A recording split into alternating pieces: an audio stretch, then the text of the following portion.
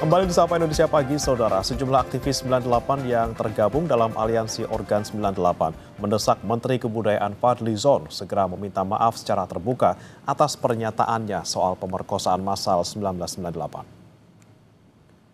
Mereka menilai seharusnya negara mampu menunjukkan siapa pelaku yang melakukan pemerkosaan terhadap peristiwa 98, bukan justru mengeluarkan pernyataan yang kontradiktif hingga menyakiti para korban peristiwa tahun 98. Selain mendesak Presiden Prabowo segera memberhentikan Fadly Zon dari jabatan Menteri Kebudayaan, mereka juga mengancam akan mengepung kantor Kementerian Kebudayaan apabila Fadly Zon tidak segera meminta maaf secara terbuka.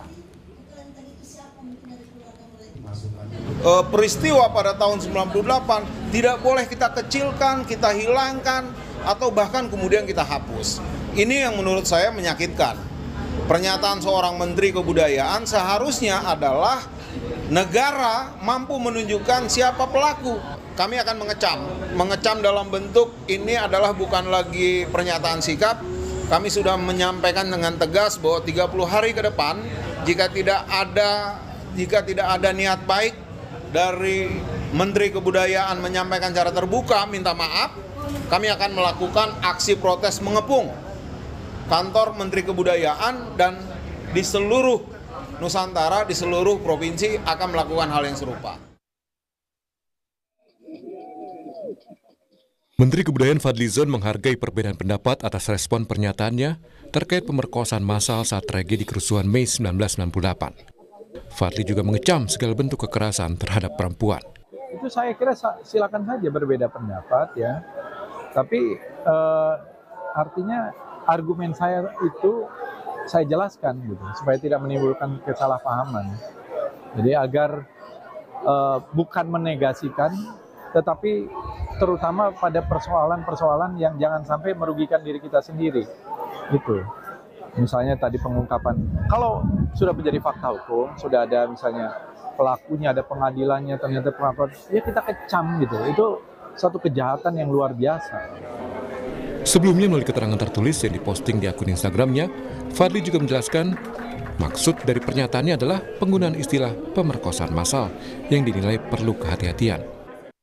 Saya tentu mengutuk dan mengecam keras berbagai bentuk perundungan dan kekerasan seksual pada perempuan yang terjadi pada masa lalu dan bahkan masih terjadi hingga kini.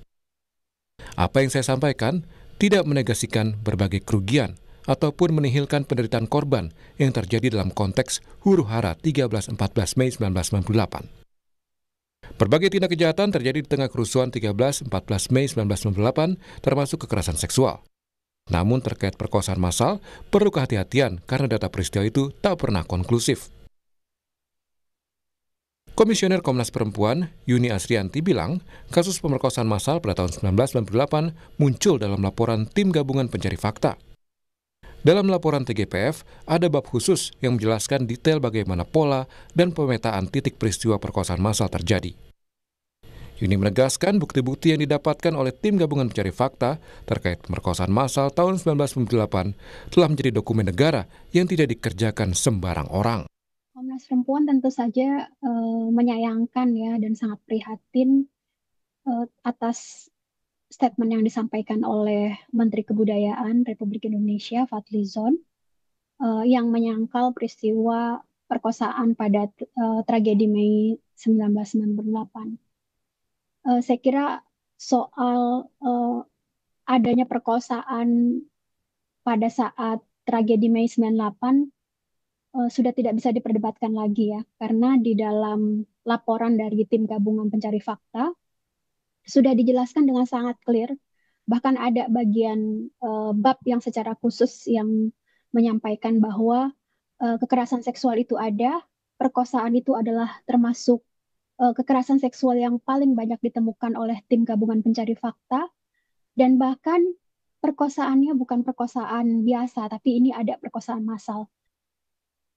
Sementara itu, Menteri Koordinator Bidang Pembangunan Manusia dan Kebudayaan, Pratikno bilang yang dipermasalahkan Fadly Zon adalah soal adanya pemerkosaan massal atau tidak, bukan soal ada tidaknya pemerkosaan saat kerusuhan 1998. Pak Fadly Zon sudah menjelaskan tentang penggunaan terminologi massal itu yang beliau Jadi kan perbedaannya apakah Kan beliau sudah menjelaskan ya, saya tidak perlu menjelaskan ulang, itu bisa ada di media juga, bahwa memang ada dari TPGF itu yang menyatakan itu ada perkosaan, tapi kan yang disampaikan oleh Pak Menteri Kebudayaan kan masalah atau tidak masalah, itu aja. Tapi analis komunikasi politik Henry Satrio bilang ini bukan pertama kali komunikasi di pemerintahan Kabinet Merah Putih mengundang polemik.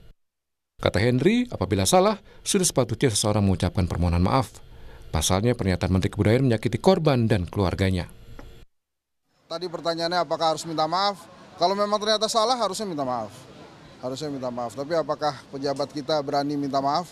Nah itu kita tunggu aja gitu ya. Karena kan pasti banyak sekali yang terluka ya terhadap pernyataan-pernyataan itu. Sebelumnya dalam sebuah wawancara dengan media, Fadlizon menyampaikan pemerkosaan massal dalam tragedi Mei 1998 hanya berdasarkan rumor dan tidak pernah ada buktinya. Tim Liputan, Kompas TV.